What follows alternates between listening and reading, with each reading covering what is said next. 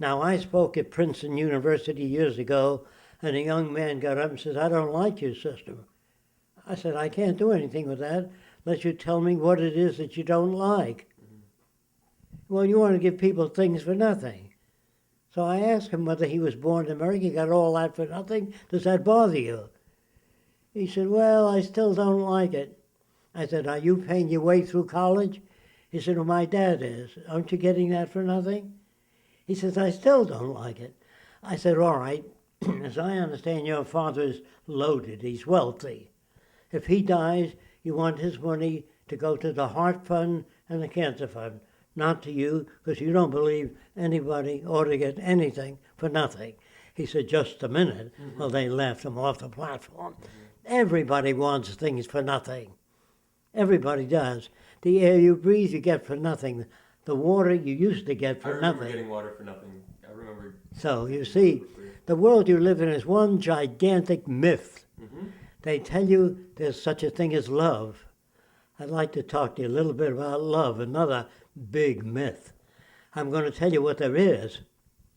When two people meet that are extensional to one another, meaning they render services, they help them understand things, that's building a relationship. Mm-hmm. And in a real good relationship, both people reinforce or educate one another. Yeah. And then they learn to enjoy the presence of one another. Mm-hmm. But what happens to love when people split up? Bingo, it's hate. Mm-hmm. So there's really no love as a rule, because guys go for girls because they're pretty. They go for girls because they have sometimes a nice body and sometimes sexual needs. But actually they have more in common with men. Men do have more in common with men.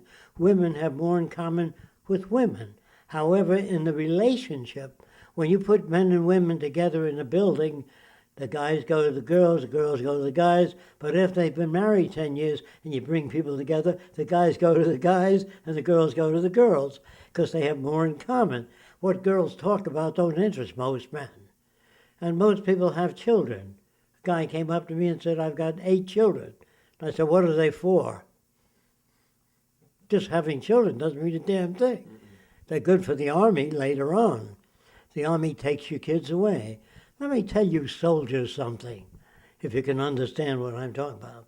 When they conscript your life, they should conscript all the war industries, every company that makes battleships, everything related to war, conscripted.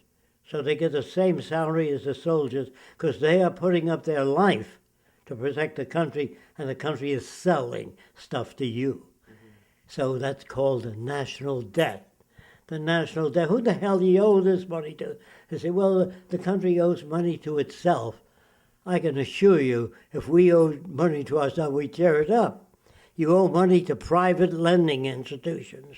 That's what war is about. War is big business. Sometimes they sell warships to the enemy, weapons to the enemy, indirectly. So I'm going to tell you what you do about it. All political systems cannot solve problems. The system has to break down so that people lose confidence in their elected leaders. We at the Venus Project would like to make a motion picture.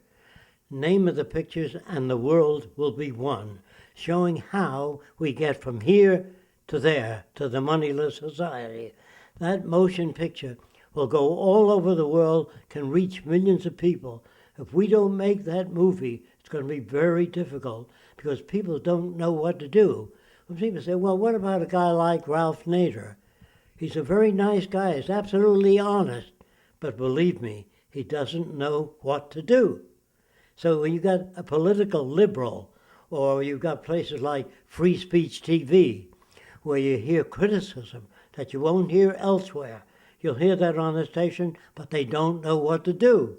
So they just throw out all the problems. Say, well, these politicians are corrupt, or this company is making money out of war. What do you do about it? If you don't offer an alternative, you leave people in midair. I couldn't get on Free Speech TV. I don't know why. Either they have an agenda which they don't understand.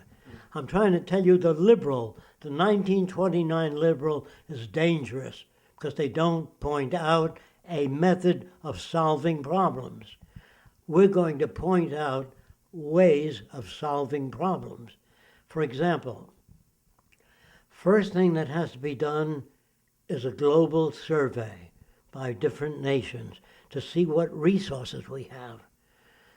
Then your survey would show you how many cases of heart disease, cystic fibrosis. That tells us how many hospitals we have to build. So if you do a survey of the resources, not money, there's not enough money in the world to build hospitals, but there's more than enough resources out there. So during World War I and World War II, we didn't have very much money, but we had a lot of resources. So we built a national debt, and we went out and we turned out airplanes. At the beginning of the war, America had 600 first-class fighting airplanes. Germany was turning out 2,000 planes a month.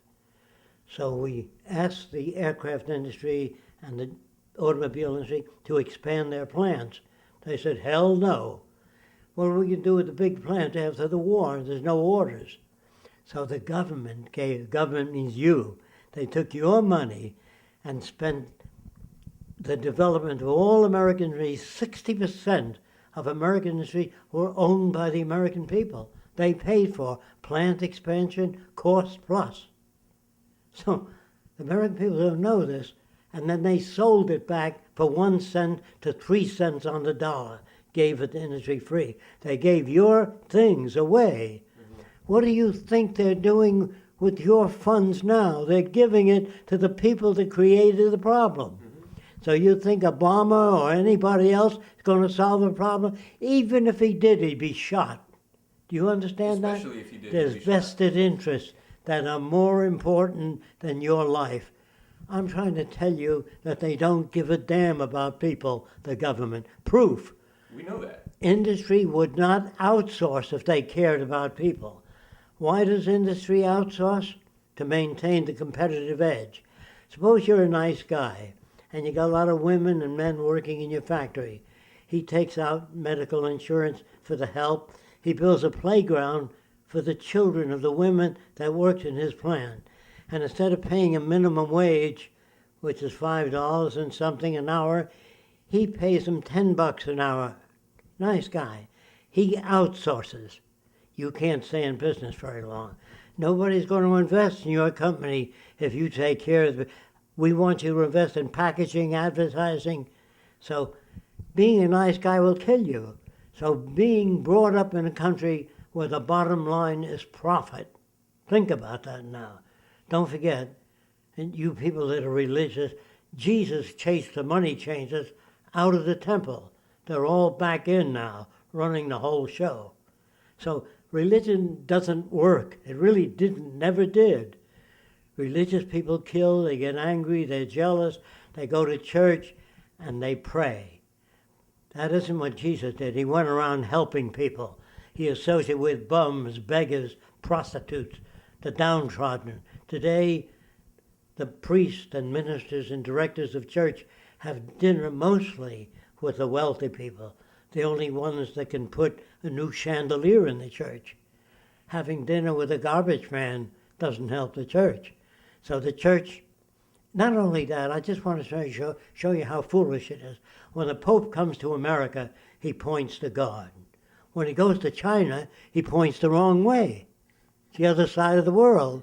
So he's a dummy, stupid man. He's not well informed. They say, I'll see you at sunrise. The sun doesn't rise. The earth rotates in that direction. We still speak with a language that was designed hundreds of years ago. And our language is one of the major problems, because if you learn a new language, a sane language, the big question then comes up is it possible to develop a language that's not subject to interpretation? Well, when you read the Bible, somebody says, you know, I think Jesus meant this, and somebody says, oh no, he meant that. And the third person says, no, both you guys are wrong. So you got the Lutheran, the Seventh-day Adventist, the Catholic, because it's subject to interpretation. Is it possible to develop a language that's not subject to interpretation? Mathematics.